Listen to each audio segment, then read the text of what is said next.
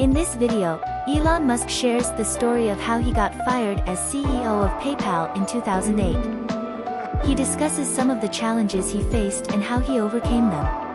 It's my pleasure to be here with Elon Musk. Jane provided, I thought, a great introduction, but I just wanted to add one more thing before we get to questions. When Elon was 23, he got out of college.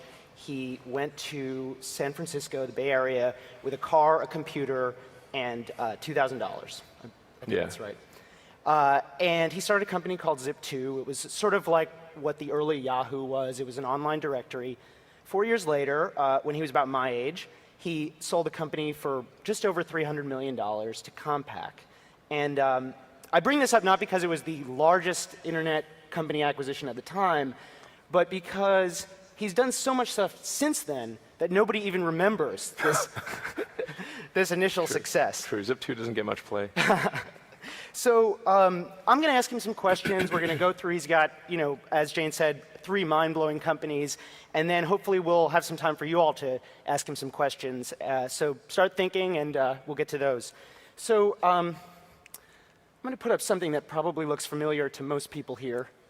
This is the homepage of PayPal in 2000. Elon was a co-founder, and the company was sold to eBay in 2002 for $1.5 billion. And we all know what PayPal is today, but I was hoping you could sort of share with us kind of what your vision was from the beginning. Well, it certainly evolved over time. Initially, after selling Zip2, I wanted to do something more on the internet, and it seemed to me that there hadn't been all that much innovation in the financial sector. And given that money is kind of just an entry in a database, and it was low bandwidth, so it didn't require some big infrastructural upgrade to the internet, it seemed it should lend itself to innovation. So I tried to think of what could be, what was something compelling that could be done. And I thought, well, if we can combine all types of financial services in one, so you could have like mortgages, like basically all your entire financial relationship seamlessly integrated together in one place online, that would be cool. And then there was a little feature that just seemed like an obvious feature, which was the ability to transfer money from one person to another by entering a unique identifier like an email address. That was like just a sort of a little feature, but then whenever we demonstrate the product, people wouldn't get excited about the consolidated financial services, but they would get excited about emailing money. So we started focusing our energy on that, and that really ended up being the big driver of growth. Right. So it sort of went from a super bank, I think that's what the media called it at the yeah, time. like a super financial services thing, yeah. To really narrowly focusing on email payments. So although I should point out that actually a lot of people aren't aware that a lot of the success of PayPal is due to the underlying financial services that are there, such as the money market fund, which is one of the highest yielding, in fact, I think the highest yielding in the country, and the fact that there's a PayPal debit card, which operates off the MasterCard system, so you can buy things, buy things in the real world, and get cash from an ATM that directly taps into your PayPal account. Those are actually very important to the PayPal business model. Right. So you were CEO of the company for most of 2000, I think, and yeah. You went and 99, yeah. And 99. So like 2 years, basically. PayPal merged, Elon's company merged with another company. Cool, yeah. It became PayPal. Right. He was running the company. He went on an investment raising trip, and when he got back, what happened? Well, yeah. So, I think it's not a good idea to leave the office when there are like a lot of major things underway which are causing people a great deal of stress. Yeah. But it was a combination of needing to raise money, and I'd gotten married earlier that year and not had any vacation or honeymoon or anything, so it was kind of a combined financing trip / honeymoon. Yeah. And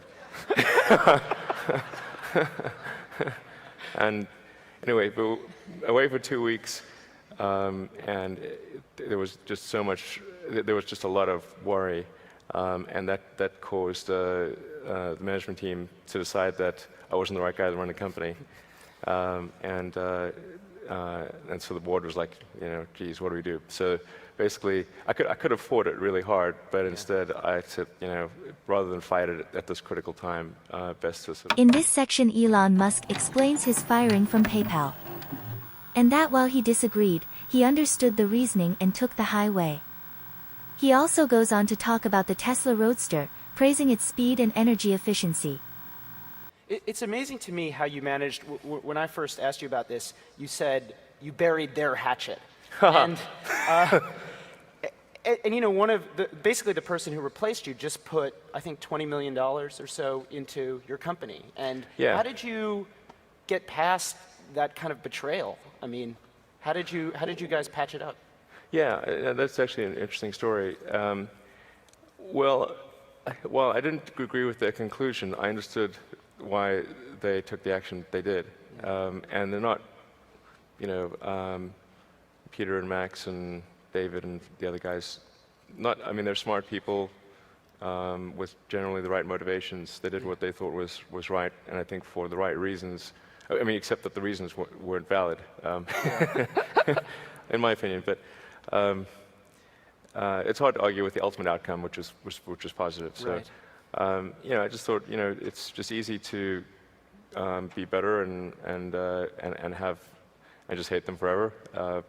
But it's best the better course of action is to turn the other cheek and sort of make the relationship good, and it was. But I put a lot of effort into sort of making things good, and then actually recently.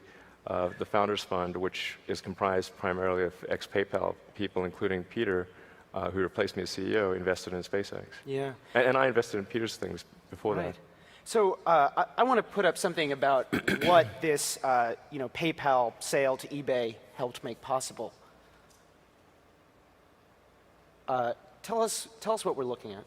That's the Tesla Roadster, which is the world's first production electric sports car. And how much does it cost? How fast is it? Give us the sales pitch. Okay.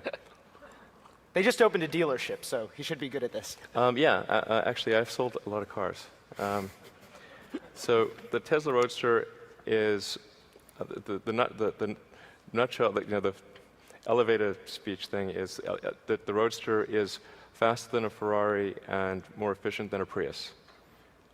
So it actually has better acceleration than any Ferrari except the Enzo, and it's about 3.9 seconds 0 to 60.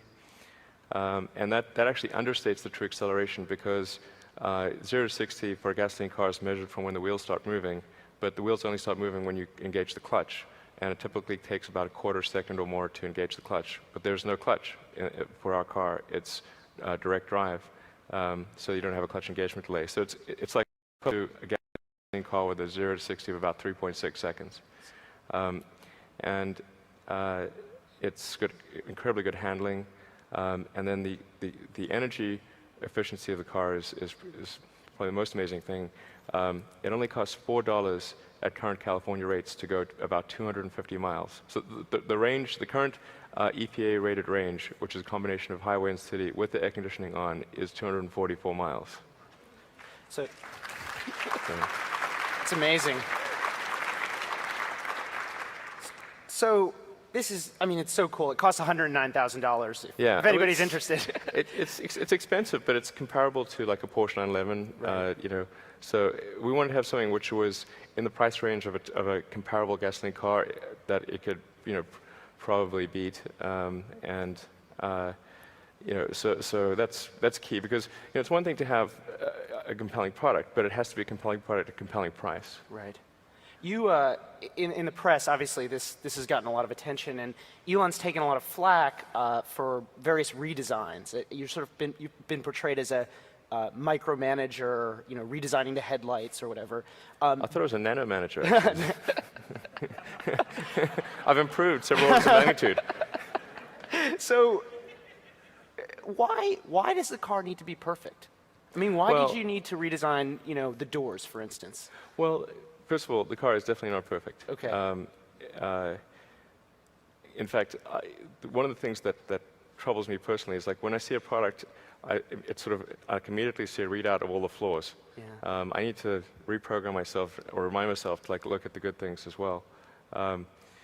So it's certainly far from perfect, but the acceptance, I mean, fundamentally, if you don't have a compelling product at a compelling price, you don't have a great company. And that was really the gate that the car had to pass through. And so there were things like the door sills, because we used a chassis that was inherited from Lotus Elise. In retrospect, we should have completely redesigned the car and not used any Elise componentry, because it's sort of like you go into a house and you think you'll just change this or that and it'll be all okay, and then you end up changing everything in the house. It would have been better to just level the house and start and do something new, because our car is 30% heavier. The load points are all different, so we had to really redesign the chassis. And one of the things I said we've got to do is to lower the door sills. And as it is, our door sills are still too high, but I'd say, imagine if they're 2 inches higher, because that's what they were. It made it almost unusable in my view. Yeah, I mean, what Elon, I think you were quoted saying something like, DeLorean failed because they built a bad car. And, and the car needs to be worth $109,000 to absolutely, make it work. Absolutely, exactly. If you don't, exactly, we did not want to create another DeLorean. And the DeLorean kind of looked kind of cool, but it was really weak on performance. Yeah. It was unreliable, and there were lots of little issues with the car. Yeah. And we just didn't want to be in that situation. And it's not like, I mean, we could have built a worse car and still sold a bunch of them, but if you don't sell enough to make the business look attractive to future investors, you're not going to attract the capital to take it to the next level, or even to sustain where it is. How many orders have you taken? So 1,200 deposits. Wow. So we only take orders when somebody puts down a deposit of at least $5,000. Yeah. So I'm going to move to another company, but you told me that the last successful car startup was Jeep in 1941. Yeah, in the U.S., yeah. In the U.S.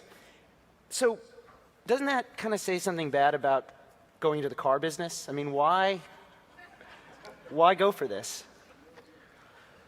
Well, certainly I would not have done this if it were a gasoline car. So this is not about, it's not because I thought the world had a shortage of sports cars that we started Tesla.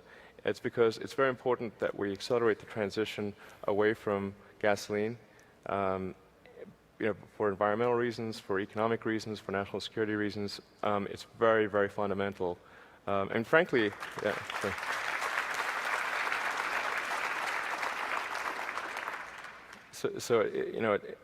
even if you don't believe in the environmental reasons, even if you don't believe in the national security reasons, it's obviously oil is not a renewable resource. And sooner or later, the economic issues are going to cause a collapse of the economy, literally a collapse of the economy, if we don't find an alternative, because you'll be paying $20, $30, $40 for gasoline, and the stuff's going to get, it's going to start approaching the price of gold. I mean, it's going to be crazy. So we got to find a renewable alternative, and the good that Tesla is doing is not just Tesla's what Tesla is itself. It's the example that Tesla sets for the rest of the industry. In fact, people have probably seen the announcement for the Chevy Volt. Well, Bob Lutz is the champion of the Chevy Volt, and he credits Tesla with getting the Chevy Volt started, because when we unveiled our Tesla Roadster a couple years ago, and he saw the press release, he took the Tesla press release, went to his development guys and said, if a little company in California can do this, why can't we? Yeah. And that's what prompted the Chevy Volt. Yeah. Well, let's talk about how we power these things. That's a picture of the workshop just south of San Francisco, right? And then this is another company that Elon, this is probably the one that you're maybe least involved with on a day-to-day basis, but it's Solar City. And sort of the elevator pitch for this one is, as you've told it to me before, is you're going to do for solar power what Dell did for computers, which I think is such a nice way of putting it, and I was hoping you could just unpack that for us a little bit. Certainly. In this section, Elon Musk discusses the rapid growth of Solar City and its impressive performance in the solar power market. Certainly. Well, Dell doesn't make the CPU or the hard drive or the memory but they put it all together, and they manage the relationship with the end customer, and they manage the service and all that. And that's a very important element, because if you had to go to Intel and buy your CPU and somewhere else and buy your hard drive and put that all together, very few people would have computers. Yeah. So SolarCity is about packaging that all, making it really easy to use, or just basically make one call, it's just seamless and painless. And then they also have a lot of innovation on the financing front. So they did a $300 million debt facility with Morgan Stanley that allows the end consumer to sign up for solar power, put no money down, and your utility bill decreases. So it's a complete no-brainer. Now it doesn't work for every house, because your house has to be, have a south-facing roof and be of sufficient size, and you have to be in an area where electricity is not super cheap. Yeah. But it works for a lot of houses, and maybe probably a third of the houses in California, something like that. And so they've just enjoyed phenomenal growth. I mean, they're literally growing as fast as they can hire good people. The numbers for the month of August came in, and SolarCity is as big as the next 5 solar power providers combined in California. So, and all credit to them. I mean, really, it's a phenomenal job. I mean, I was sort of weigh in every now and again, like, yeah, how about this, or how about that? But really, I deserve very little credit for SolarCity. No nano-managing there. No, not at all. Yeah. Thank goodness. So Jane brought up Mars in her introduction. And, you got out of PayPal and Zip2, with a lot of money. And I'm sure people in this room have had this happen to them, and many people will have it happen sometime in the future, I hope. And instead of buying mutual funds or, I don't know, doing what one does with several $100 million, you decided to... Mortgage-backed securities, I hear they're great. You decided to start a rocket company with the express purpose of, making it cheaper to get stuff in outer space and then eventually going to Mars, or helping humanity go to Mars. And I just wanted to know, why? Why do that? It isn't obvious? Well, when I was in college, there were sort of 3 areas that I thought of what's really going to affect the future of humanity in a significant way. And the 3 things that seemed to be most significant to me were the internet, the transition to a sustainable energy economy, and the third was the extension of life beyond Earth, becoming multiplanetary. I didn't think I'd be involved at all in option 3, but the reason I think it's important is it goes to how we decide that anything is important. And the lens of history is a good way to distinguish what seems important in the moment from what is truly important over the long term. And if you zoom out and look at a long enough period of time, and say the 4 billion year history of Earth, and the evolution of life itself, then there's only about half a dozen or so major milestones in the history of life. There's obviously single-celled life, multicellular life, differentiation to plants and animals, the transition from oceans to land, mammals, consciousness, and then also on that scale would fit life becoming multiplanetary. It would be, I think, at least as important as life going from the oceans to land, and probably more important or more significant, because at least that was a gradual transition. If things got a little uncomfortable on land, you could just hop back in the ocean, and that's not really feasible on interplanetary journeys.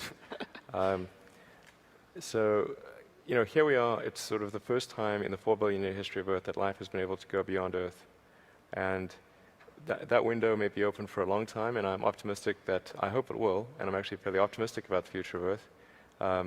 But something may happen that closes that window and prevents life from extending beyond Earth, and that risks the extension of life, or at least consciousness as we know it, and that would be a terrible thing.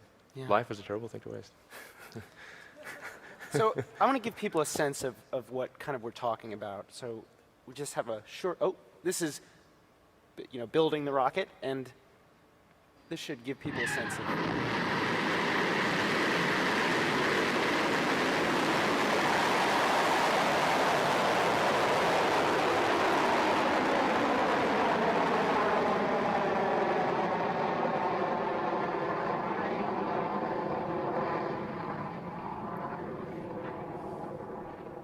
So that's your rocket, and that launched. Yeah.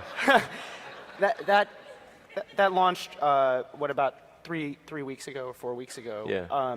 And we'll get to what happened, but I just want to ask you. I mean, watching that and when you watched that for the first time, your first rocket went in '05, I believe, or Right. I mean, how did you feel when Was it fun? $100 million, years of work, and you're shooting something in the air? I mean, it must have been amazing. Yeah, it's pretty nerve-wracking, that's for sure. The pucker factor on launch day is very high. So no, well, yeah. I mean, I'm actually, should be said, I'm actually kind of like a physics guy. I mean, I'm like an engineer really, and I do kind of the business stuff because you kind of have to do the business stuff, or if you don't do the business stuff, somebody else is going to do it for you, and then you could be in trouble. I'm actually the chief designer of the rocket. I mean, I could tell you, I could redraw that rocket without the benefit of blueprints for the most part. Yeah. So it's sort of like seeing my baby go up there, and it's pretty scary. Yeah. So there have been 3 flights so far, and each one has obviously the goal is to get into orbit. Each one has sort of not made it. How did you deal with the? Well, we got to space. Okay, you got to space, but it Yeah. didn't. You didn't get where you wanted to go. Not all the way. Sorry. Well, So, but you don't necessarily go all the way on the first few dates. SpaceX has. Got to work your way up there. But it certainly flights 2 and 3 got to well beyond the boundaries of space. Didn't get to full orbital velocity though. Yeah, but I mean, you've got SpaceX has several hundred employees, and obviously you said it was like your baby. I mean, how did you deal with it personally, and then how did you deal with the company as a manager, sort of helping them get past it and helping your customers get past it, obviously, to keep their money, because nobody's taken their money out of Right. SpaceX. They've sold 12 flights, and none of the customers have asked for their money back. That's true. So how did you do that? Lots of therapy, lots of hand-holding. It was just, I think the customers that have signed up for SpaceX are pretty sophisticated. They understand that in the early attempts at flight, in the development phase, essentially, we call it the beta phase if it was software, there will be crashes, and things won't initially go 100%. They obviously do expect that once we get out of the development phase, that there will be good reliability. And that really is a function of eliminating design-related issues. Yeah. The last launch had a problem because we had a brand new engine on it that had a thrust transient that was longer than the last one, and so there was an issue following stage separation. Right. But generally, they're quite sophisticated customers, and they understand what's going on. And actually, the first 3 flights were paid for by, well, the first 2 were paid for by DARPA, the Defense Advanced Research Project Agency, and the third one was paid for by the Air Force Operational Responsive Space Office. And the outcomes they were looking for were not really the delivery of a satellite to orbit. They were actually looking for demonstration of rapid launch. Right. And Which so you they showed actually them. felt that we were fully paid for 3 flights. Right. So I'm going to ask one more question, and then we'll have some time for a quick Q&A. There's another rocket that looks just like this right now in the Marshall Islands, where SpaceX launches from, and I think you told me it's going to go on This on coming Tuesday, week, hopefully. or hopefully this Yeah. week. And you told me, and I think you've written this elsewhere, that starting a rocket company it's so risky. It's like playing Russian roulette. And Well, each launch is a bit like Russian roulette, yeah. okay, and But Russian roulette, it's worth pointing out that you're probably going to win. but I wanted to ask you, Russian roulette, how do you know that you're dead? I mean, when do you stop? When do you say, you know what, I'm not going to make it? Or how do you know? I think if we run out of money, But we actually, I know this sounds crazy, but we were profitable last year. We're going to be profitable this year. I'm not a big profit, it's a fairly small profit. And we have enough funding on hand and with existing contracts that are independent of Falcon 1 to last through the end of next year. Okay. So I was just told, I guess we don't have time for questions, and I'll let that be my last question. And Okay. But Elon, thank you so much for being here and just sharing your story with us. It's so inspiring. And All right. thank you. Thank you.